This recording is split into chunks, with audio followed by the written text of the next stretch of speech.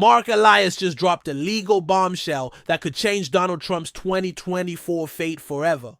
For years, Trump has strutted across the national stage like a man untouchable, a showman who laughs in the face of subpoenas, shrugs at impeachment trials, and turns scandal into fuel for his rallies. But this time feels different. This time, the ground beneath him is shifting. Elias is not the kind of figure who courts headlines or basks in the spotlight. He doesn't need to. His battlefield is the courtroom, his weapon is the law, and his victories have often come quietly, unnoticed until their consequences ripple outward. While Trump built his brand on chaos and spectacle, Elias built his on precision and patience. Every brief filed, every motion argued, has been another brick in a wall meant to keep democracy standing firm against those who would tear it down. The contrast between them could not be sharper. Trump looms with bravado, selling himself as this eternal fighter, casting every investigation as a witch hunt, every judge as an enemy. His supporters revel in the performance, cheering his defiance as though the law itself is just another opponent he can humiliate. But Elias doesn't play by Trump's script. He doesn't shout. He doesn't threaten. He waits. He calculates. And then, when the moment is right, he strikes with precision. And now, that moment has arrived. Today's revelation from Marc. Elias isn't just another piece of paperwork, another procedural jab in an endless legal war. No, this is something bigger, something that rattled even seasoned political operatives. Something that had cable news anchors scrambling mid-broadcast. Because what Elias revealed today isn't just another lawsuit. It could be the knockout punch. For decades, Donald Trump has written his own rulebook. And in that book, accountability is always the enemy. From the very beginning of his career, lawsuits trailed him like shadows. Contractors claimed they were stiffed, tenants accused him of intimidation, and regulators warned of misconduct. Yet somehow Trump always managed to wriggle free. He settled here, delayed there, dragged cases through the courts until opponents ran out of money or stamina. It became his art form. Not winning clean, but outlasting, exhausting, overwhelming. That same strategy followed him into the White House. When the Mueller investigation loomed, he mocked it, stonewalled it, and spun it into a rallying cry. When impeachment threatened, he turned the proceedings into theater, casting himself as the victim of a grand conspiracy. Twice impeached, twice acquitted, and twice he emerged telling supporters that the swamp had tried to destroy him and failed. It's no wonder his base sees him as invincible. They don't view him as a politician who breaks rules. They view him as a warrior who refuses to bow. Every subpoena dodged, every courtroom delay, every inflammatory tweet was recast as proof that Trump was stronger than the system itself. For critics, though, the picture has always been darker. They see not strength but lawlessness, not resilience but corruption. A man who bends every institution until it cracks, leaving the country weaker in his wake. Trump thrives in that chaos. He feeds on it. Every scandal becomes a spotlight, every accusation a stage cue. He doesn't fear disgrace, he commodifies it. His survival has become his brand, and each escape only convinces him and millions of his followers that rules will never truly apply to him. But there's one problem with living by evasion. Eventually, someone studies your playbook. Marc Elias has spent years watching, documenting, preparing. He knows the tricks, the stalling tactics, the endless games of delay. And this time, Elias isn't playing defense. He's crafted a counterstrike that no one saw coming. Donald Trump has built his legend on chaos. Marc Elias has built his on order. Where Trump thrives on spectacle, Elias thrives on the fine print. He is the quiet force behind some of the most pivotal battles for voting rights in modern America.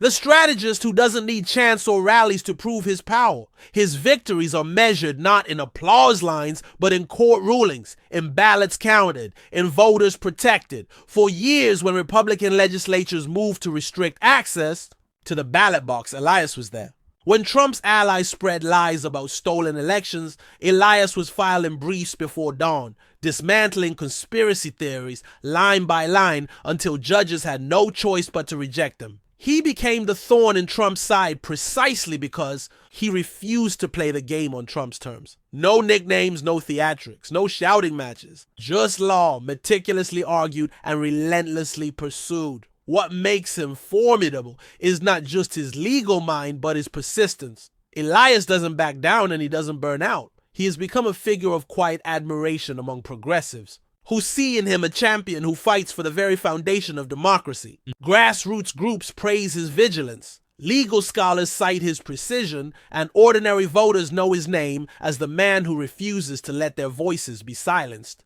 Against Trump's bluster, Elias is the foil. Calm where Trump is furious. Methodical where Trump is reckless. He doesn't try to out-yell him. He simply outlasts him. And now, after years of watching Trump bend the system to his will, Elias has unleashed something new. Not another symbolic gesture, not another procedural jab, but a move designed to strike at the heart of Trump's carefully crafted illusion of invulnerability. And with that single action, Marc Elias may have just shifted the battlefield.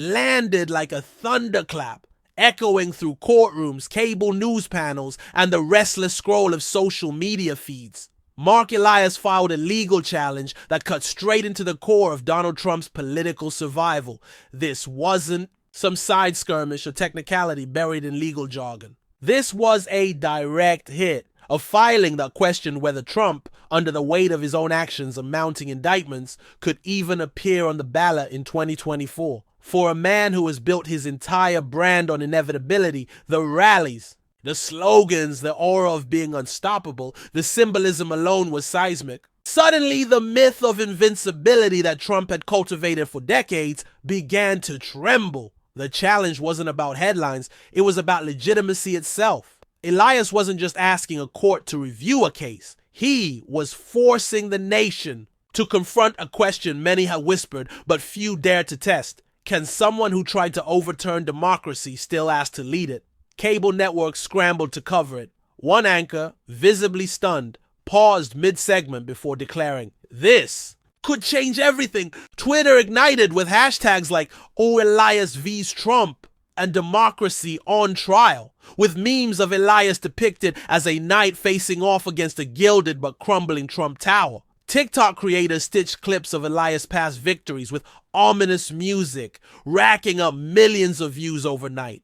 Pundits who had grown cynical about accountability suddenly sat forward, asking whether this filing could be the legal earthquake that finally shakes Trump's empire. The power of Elias' move wasn't just in the courtroom, it was in the conversation it sparked. For progressives, it felt like vindication, the long-awaited moment when the system finally stood tall against a man who had mocked it for years. For Trump's critics around the world, it was a reminder that the law still has teeth. And for Trump's supporters, it was gasoline poured onto a fire, proof of their narrative that the establishment would do anything to stop him. But what made the filing so devastating was its precision. Elias didn't shout about Trump's scandals. He laid out a clear legal case, grounded in constitutional language and precedent. He knew that no amount of spin or bluster could erase the starkness of the question he posed. And as that document circulated, dissected by legal scholars, reposted by activists, debated by late-night comedians, the pressure around Trump's campaign began to feel less like noise and more like a tightening vice. Still, if history has taught anything, it's that Trump never accepts defeat quietly. Even as Elias's bombshell reverberated, Trump's inner circle was preparing its counterattack. And what they unleashed next didn't just defy expectations, it stunned even Elias' closest allies. The moment Marc Elias' filing hit the news cycle, Trump world roared to life like a cornered beast. Press releases flew out of Mar-a-Lago, dripping with rage and defiance. Spokespeople thundered about witch hunts and rigged systems, painting Elias not as a lawyer, but as the embodiment of a corrupt establishment hell-bent on silencing their champion. Within hours, the talking points were everywhere, blasted across inboxes, plastered on fundraising emails, echoed in speeches before cheering crowds. Fox News anchors lined up in defense, their broadcasts bristling with fury. One host declared Elias's move an assault on every patriotic American who believes in free elections, while another sneered that Democrats couldn't beat Trump at the ballot box. so they were trying to erase him from it. The message was clear. This wasn't just about Trump. This was about you, the loyal supporter. If Trump was under attack, so were his voters. The money poured in. Trump's campaign seized the moment, sending out urgent appeals to fight back against Elias and his so-called deep state allies. Donors, large and small, flooded the coffers. The controversy, rather than weakening Trump's grip, seemed to supercharge his war chest. Rallies became louder, chants more defiant, as if sheer volume could drown out the slow, methodical precision of the legal challenge looming over them. But beneath the surface, cracks were showing. Elias remained silent, unbothered by the frenzy. No press conferences, no angry tweets, no emotional outbursts. Just a man with a filing that spoke louder than any slogan. The contrast could not have been sharper. Trump's camp raging, whipping up chaos, while Elias embodied the quiet, unnerving calm of someone who knows he doesn't need theatrics to win. Still, the spectacle served its purpose. Trump thrived on chaos, and for a moment it seemed like the storm he summoned might eclipse the courtroom where his fate was being decided. His allies swore the base was more energized than ever, that Elias's challenge would backfire, that history would once again bend in Trump's favor. But then, a turning point that no one expected. At first, it seemed like just another battle in the endless war of Trump versus the system. But then, the numbers began to shift. Overnight polls captured something subtle yet undeniable. Independents, long weary of Trump's chaos, were taking a second look. Approval slipped. Doubt crept in. For the first time in months, the air of inevitability surrounding his 2024 bid began to flicker. On social media, the tide was unmistakable. Clips of Elias's legal filing racked up millions of views, reshared with captions like "this could actually stop him," and finally someone's holding him accountable. TikTok feeds filled with creators explaining the stakes in plain language, often cutting Elias' calm statements against Trump's raging soundbites, a contrast that went viral again and again. Twitter bristled with trending tags, while Instagram stories buzzed with infographics breaking down what the law might mean for Trump's candidacy.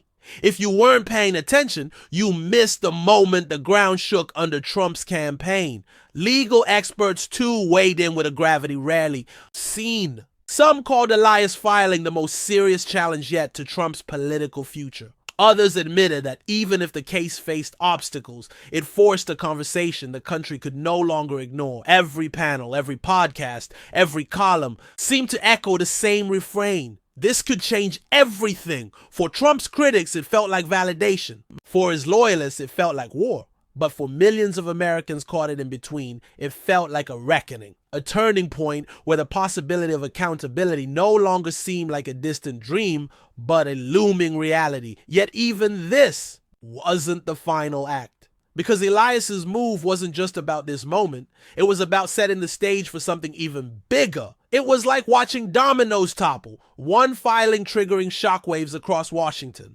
What began as Marc Elias versus Donald Trump quickly spread far beyond one man's candidacy. Republican officials, many of whom had once marched in lockstep behind Trump, suddenly found themselves whispering in backrooms, weighing the cost of loyalty. Some panicked, issuing fiery statements to prove their allegiance. Others grew quiet, calculating whether Trump's legal peril might finally open a door for their own ambitions. In Congress, the ripple was unmistakable. GOP figures facing tough re-election campaigns shifted nervously, caught between a base still devoted to Trump and a broader electorate growing weary of endless scandals.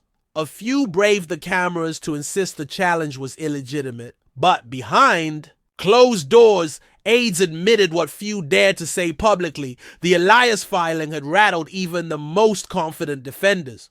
On the other side of the aisle, Democrats felt something they hadn't in years: momentum. Lawmakers who had long endured defeat after defeat in the battle for accountability suddenly found themselves emboldened. They praised Elias not just as a lawyer, but as a defender of democracy itself.